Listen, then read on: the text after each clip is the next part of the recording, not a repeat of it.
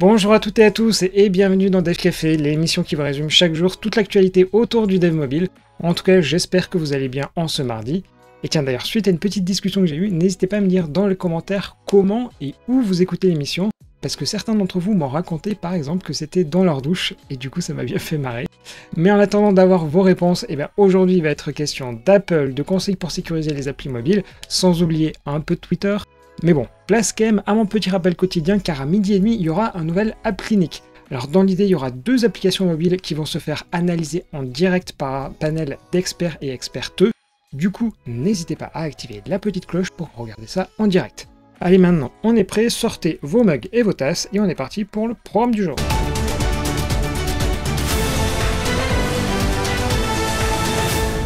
Et forcément, la vidéo était quasiment terminée quand Google a finalement décidé d'annoncer son équivalent de ChatGPT pour son moteur de recherche. Nommé Bard et propulsé par Lambda, il semble offrir une expérience similaire à ChatGPT, mais ne sera pas disponible avant plusieurs semaines. On en saura certainement plus demain lors du live, et sur ce, je vous laisse continuer avec la vidéo.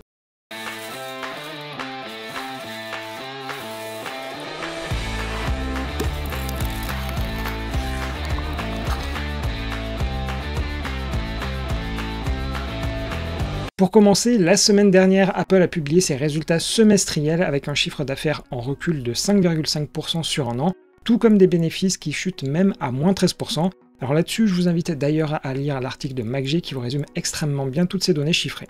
Mais surtout, l'info intéressante et que je voulais vous citer, c'est la barre symbolique des 2 milliards d'appareils actifs qui a été franchie. Et là-dedans, on se parle de tout l'écosystème Apple, donc c'est les iPhones, les iPads et les Mac, mais c'est quand même extrêmement impressionnant, car par utilisateur actif, ça veut dire qu'il a utilisé un appareil récemment.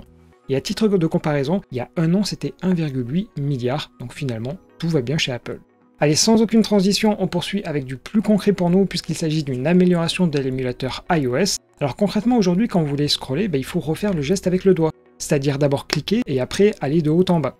Mais le scroll à la souris finalement ne marche pas du tout, et c'est justement ce que vient corriger ici l'application qui s'appelle Squirrel. Elle est disponible soit sur le Mac App Store, soit sur GitHub en open source. En plus, c'est gratuit, donc autant en profiter, et je vous laisse tester. Et toujours sur iOS, je vous avais déjà parlé d'un émulateur du tout premier iPhone OS qui prenait l'image du premier iPod Touch pour le faire tourner sur QEMU. Et voici qu'un nouvel émulateur est disponible, mais cette fois-ci, la philosophie d'émulation, elle est radicalement différente. Alors, il s'agit à la place d'un High Level Emulator, c'est-à-dire qu'il ne vient pas émuler l'intégralité du système d'exploitation comme la dernière fois, mais uniquement le CPU et certaines bibliothèques nécessaires au bon fonctionnement des applis. En revanche, des bibliothèques comme UIKit ou alors OpenGL, elles sont pas du tout celles d'iPhone OS, mais celles que le développeur a préféré utiliser. Le tout est écrit en Rust et ça fait relativement bien marcher le jeu Super Monkey Ball, qui d'ailleurs a été utilisé comme valeur de test. Le développement est allé relativement vite puisqu'il n'a commencé qu'en décembre, et c'est le travail d'une seule personne sur son temps libre. En revanche, on ne sait pas trop quel en sera l'avenir car le développeur il s'engage sur aucune autre sortie pour le moment. Mais en tout cas, c'est à tester, d'autant que là aussi c'est gratuit et que c'est compatible autant avec macOS que Windows. Allez, on change de sujet pour aller sur le web où Google vient d'annoncer une modification qui arrivera sur Chrome 110, qui d'ailleurs devrait sortir aujourd'hui pour tout le monde en version stable, en tout cas si tout se passe bien. Concrètement, les API de WebShare, elles permettent d'afficher la pop-up de partage du contenu, et elle est disponible depuis un très long moment, puisque cet article l'évoquait déjà en 2019. Mais la nouveauté sur Chrome 110, c'est qu'une iframe ne pourra plus évoquer ces API, à moins que vous écriviez explicitement que vous autorisez ça avec l'attribut hello. Du coup, vu que ces API de partage sont beaucoup utilisées sur le mobile, je pensais que c'était quand même utile de vous en informer. Allez, on referme vite cette page web pour aller tout droit sur Kotlin, et d'ailleurs il me semble pas vous avoir évoqué la roadmap qui pourtant avait été publiée en décembre. Alors au cas où, côté langage, il n'y a rien de faramineux comme nouveau, avec la possibilité d'appeler les toString, equals et hashcode sur les classes de type object, ou encore l'arrivée de l'opérateur until, le reste c'est quand même relativement anecdotique. Côté compilateur cette fois-ci, c'est quelque chose qui pour le coup est très attendu, à savoir la sortie de K2, et toujours sur les compilateurs, il y a un Kotlin vers WebAssembly expérimental qui est prévu au programme pour cette année. Sur l'aspect multiplateforme, Kotlin Multiplateforme Mobile ou KMM va passer stable. L'idée ici c'est de partager toute la logique métier entre Android et iOS, mais pas du tout de faire de l'interface graphique. Côté outils cette fois-ci, le plugin pour IntelliJ utilisera lui aussi K2 et normalement ça tirera parti de ses performances, et ensuite c'est amélioration sur amélioration. Et enfin, sur la doc, Doka va passer en version stable et Kdoc va s'améliorer, Et bon, là-dessus, je vous l'avais déjà évoqué la semaine dernière. Bref, si je la fais simple, l'arrivée du compilateur K2 et KMM en version stable, ce sont les deux nouveautés les plus excitantes, on va dire, pour le moment. Et si d'ailleurs vous trouvez le contenu un tout petit peu léger, c'est qu'avec le nouveau compilateur, chaque nouveauté, il faut forcément le faire 2 fois. Donc c'est pour ça qu'en toute logique, ils en feront peut-être un tout petit peu moins. Bon allez, comme d'habitude, sans aucune transition, on est vers le milieu de la vidéo, et donc place aux actus en bref. ARCore, qui est le framework permettant de faire de la réalité augmentée sur les téléphones Android, accueille tout un tas de nouveaux téléphones de chez Samsung. Toutefois, les nouveaux Galaxy S23 n'y figurent pas. S'agit-il d'un mauvais signe ou d'une disponibilité ultérieure? Nous le verrons bientôt. Sur un tout autre sujet, Dell vient d'annoncer se séparer de 6650 personnes, soit environ 5% de sa masse salariale. Cela fait suite à la baisse de la demande sur les ordinateurs et portables. Toutefois, bien que les licenciements chez Amazon, Google, Meta et Microsoft permettront de leur faire des économies dans les années à venir, la note est pour le moment salée avec plus de 4,7 milliards de dollars dépensés dans les diverses indemnités reversées aux employés. Suite à l'incendie qui avait ravagé un data center d'OVH à Strasbourg, le tribunal de commerce à Lille a condamné l'hébergeur à 100 000 € d'amende car l'option de sauvegarde prise par une société était effectuée dans le même data center. Verdict, des milliers de données perdues et OVH reconnu coupable. Pour le moment, on ne sait pas si un appel aura lieu. Vous ne le savez peut-être pas, mais Kaspersky a développé son propre système d'exploitation, nommé en toute logique Kaspersky OS, mais qui n'est pas basé sur un Linux, mais sur une solution totalement sur mesure. On apprend qu'un SDK vient d'être mis à disposition pour ensuite pouvoir publier des applications via une boutique dédiée. La manette pour Stadia que l'on pensait devenir un déchet électronique a vu sa puce Bluetooth activée par Google pour l'utiliser en dehors de l'ancien service de cloud gaming. Mais le fabricant 8BitDo pourrait rendre son utilisation possible sur la Nintendo Switch grâce à leur adapteur V2 qui coûte une vingtaine de dollars. Finalement, Google s'en tire très bien en matière de communication. On reprend rapidement avec Tori où des nouvelles versions alpha sont disponibles pour le faire fonctionner sur du mobile. Alors petit retour parce que j'ai déjà pu le tester et désormais ça marche beaucoup mieux sur les Mac ARM, il n'y a plus besoin de bidouilles dans tous les sens. Par contre quand je vous ai dit que c'était une version alpha, ça porte vraiment très bien son nom. Du coup, je pense vous faire une vidéo et honnêtement, je pense que vous devez attendre la vidéo plutôt que d'essayer de les mettre les mains dans le cambouis. Donc normalement, je vais essayer de vous faire ça pour la fin de la semaine, voire ce week-end. Et allez, encore et toujours sans transition, où va-t-on aller? Eh bien chez Twitter, où comme vous le savez, l'API va passer payante dès ce jeudi.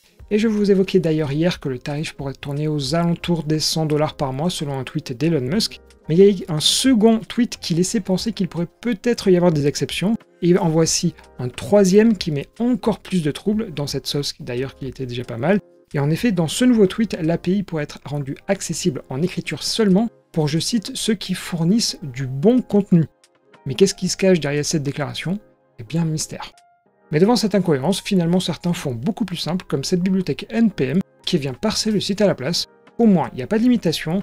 Certes, c'est un peu risqué car avec Elon Musk aux manettes, j'imagine que le code des pages doit changer assez souvent, mais au moins on est sûr qu'on dépend de personne d'autre.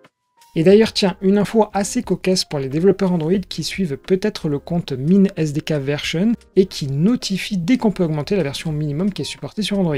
Mais jusqu'à présent, en fait, on ne savait pas vraiment qui était aux manettes derrière. Et finalement, le masque vient de tomber puisque c'est directement son créateur, Jack Wharton, qui, si vous ne le connaissez pas, est quelqu'un de très respecté dans la communauté, qui a levé le voile là-dessus. Alors, il a publié des bibliothèques majeures, mais bon, pour vous le dire gentiment, le monsieur, il a peut-être un certain ego. Mais bon, en tout cas, il indique qu'aujourd'hui, la version minimum que l'on peut supporter sans trop se poser de questions, c'est l'API 24, c'est-à-dire Android 7. Et enfin, dernier sujet, je suis tombé sur un article assez complet de GuardSquare qui évoque ici iOS, mais en fait, on peut généraliser le contenu aux applications mobiles en général, y compris le cross-platform. En l'occurrence, il est question de sécurité et l'article s'appuie en grande partie sur une faille qui avait été découverte en septembre dernier et qui montrait que des credentials AWS étaient hard-codés dans beaucoup d'applications iOS. Et dans la majeure partie des cas, ces identifiants étaient trop ouverts et donnaient accès à tous les composants AWS, y compris les données utilisateurs. Et le fait marquant à l'époque, c'est que ça concernait 98% d'applications iOS. D'ailleurs, ce type de faille, ça relève des problèmes dits de supply chain et plusieurs actions sont à prendre pour éviter la catastrophe. Du coup, voici 5 conseils. Pour le premier point, si vous utilisez des services comme des backend as a service type AWS Amplify, la recommandation elle est assez basique puisque ça consiste à toujours être à jour. Le deuxième conseil, c'est d'avoir des accès limités derrière les clés sur les backends. Alors certes, décompiler une appli c'est un tout petit peu compliqué, mais imaginons qu'un SDK tiers arrive à récupérer cette clé et l'envoyer sur des serveurs distants en background, vous y verrez que du feu. Le troisième conseil, c'est de suivre des checklists et de s'assurer que vous cochez toutes les cases. Dans le domaine, vous avez celle proposée par la fondation AWASP qui se décline en 2 guides. Alors moi personnellement je ne les connaissais pas, mais ça m'a l'air d'être une très belle référence, le lien il est dans la description. Le quatrième conseil, c'est un peu de pub pour leur propre service, mais vu que c'est gratuit, autant en profiter. AppSweep, ça vous permet tout simplement d'analyser les potentielles failles de sécurité sur Android. Il suffit d'uploader votre appli pour que l'analyse commence. En revanche, ça ne marche pas encore sur iOS. Et enfin, cinquième conseil, faites bien attention aux dépendances que vous choisissez, car il faut quand même bien l'avouer, on fait un peu trop souvent confiance sur ce sujet-là. Voilà donc pour ces 5 conseils. Comme d'habitude, certains font sens, mais je vous invite vraiment à aller lire la checklist parce que je suis sûr que vous ne connaissez pas tous les points. Et voilà, c'est tout pour aujourd'hui, et pour rappel, on se retrouve à 12h30 pour l'App Clinique. D'ailleurs, j'avais oublié de le préciser en intro, mais pendant le live, mettez bien vos commentaires dans le chat, histoire de donner des retours supplémentaires. Et autre chose, ce sera pas du tout moi qui serai aux commandes, mais plutôt Robin. Du coup, je compte sur vous pour lui faire un très bel accueil. En tout cas, de mon côté, je vais en profiter pour avancer sur quelques vidéos que j'ai en retard, typiquement sur celle sur Tori, histoire comme ça que vous ayez plein de nouveaux contenus très vite. Bref, à tout à l'heure pour l'App Clinique, sinon à demain pour un prochain Dev Café, et à bientôt.